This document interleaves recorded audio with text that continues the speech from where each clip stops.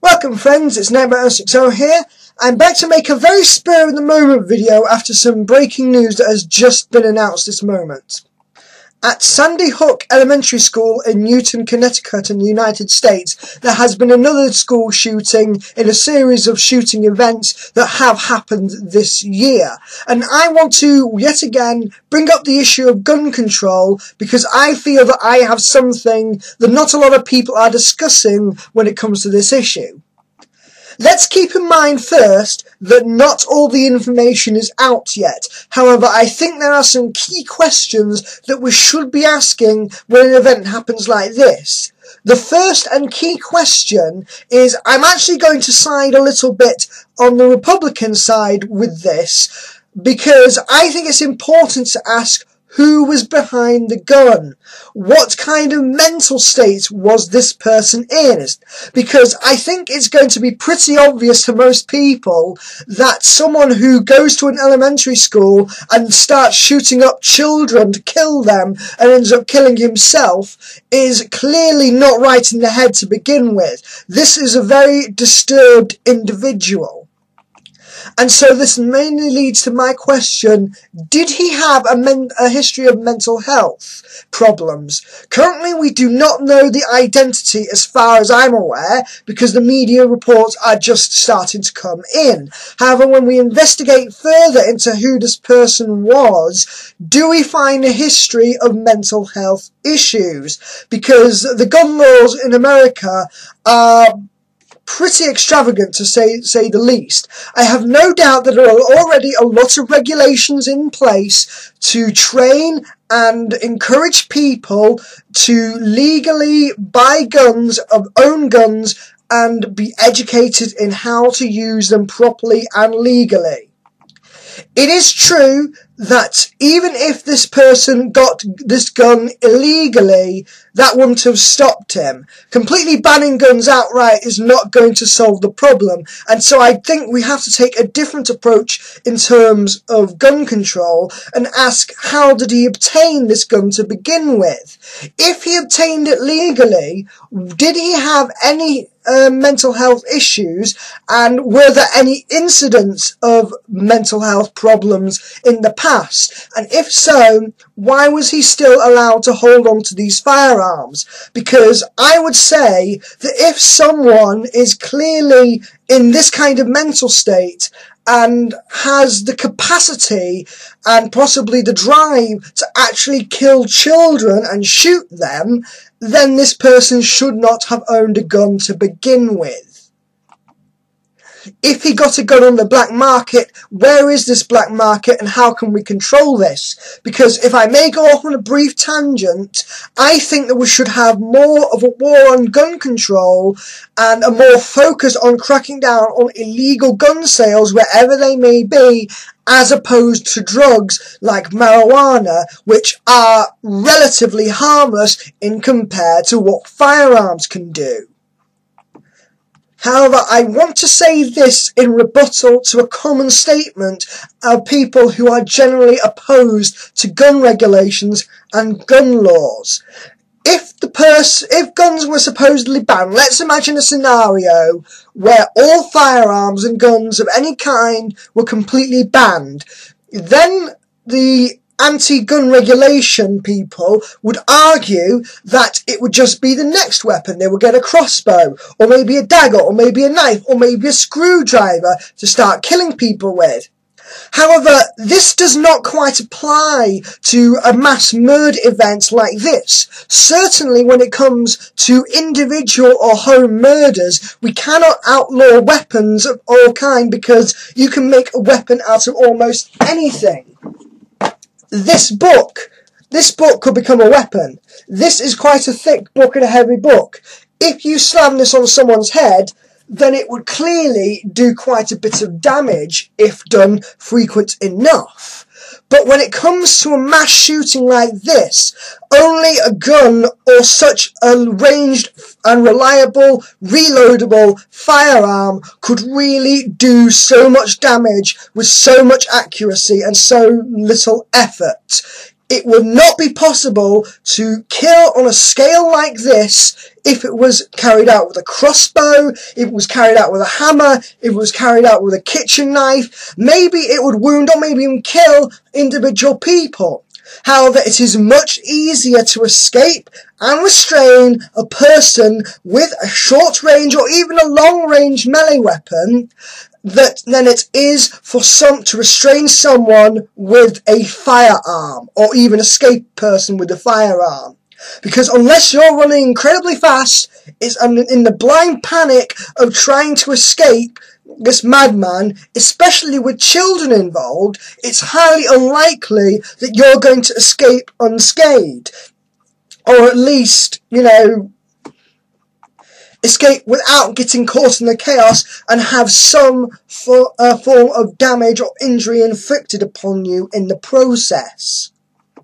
So clearly, we need to look at the gun laws and how they are formatted to decide how they are available to people, how easy it is to get them, and how we could make these regulations tighter as to prevent those with a capacity or a mental health problem to this extent that they could kill someone.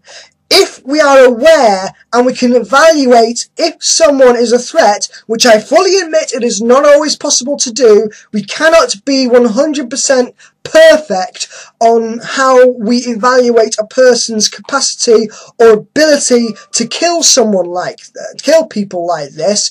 I do feel that if we get a general understanding of how to test and how to prevent this and how to spot these warning signs, then we can prevent tragedies like this by taking the weapons away from people like this, so that a tragedy on this scale cannot happen. But I want to lead this into a larger point of priorities and access to healthcare in the United States.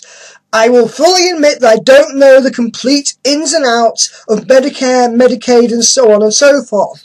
I am a supporter of Obamacare as it stands, as a first step towards improving the healthcare system in the United States, because to my knowledge it is not an issue with quality healthcare in the United States. It is a matter of access to healthcare. Who can reasonably get it?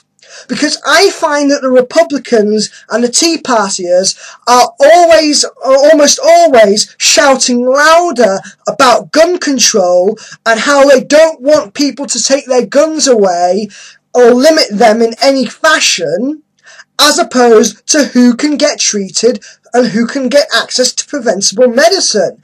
We all know how a big problem the insurance companies in America are right now, and how privatized it is, so that a lot of people, even today, even with the beginnings of Obamacare, are not able to afford necessary medicine or medical treatment. I've heard far too many stories about people coming up in medical debt. A great example, I hate to, use this person, without their permission, out of context, but the producer on That Guy with the Glasses Pushing Up Roses has talked a lot about how she is in great medical debt after taking quite a significant time to treat some serious medical issues. I do not feel that it is ethical or right for there to be such thing as medical debt to begin with. I think that medicine and treatment to everybody's general health, including preventative medicine, should at least be made affordable to all people and severely limited in how much you have to pay, as it is with general medicine, like your stuff you get at the pharmacist here in the UK, and all the bigger treatments, the life-saving treatments, should not be an issue of can you afford it at all. And I think that this should extend to mental health as well. I am very passionate about raising awareness onto mental health and how it is often overlooked and seen as less of an issue compared to physical health, when I feel it is just as an important issue. from my point of view, from all I understand about mental health, it can affect someone as deeply as a broken hand. If you walked around going with a smashed hand, people would not be telling you that it's all in your head, or that you really just need to cheer up and just not let it bother you. Because you have something like clinical depression, and even just general depression, which can be treated with counselling or psychotherapy. I feel that there should be greater access and greater control of cost spending on the person, on the patient, when it comes to access to these medical health services.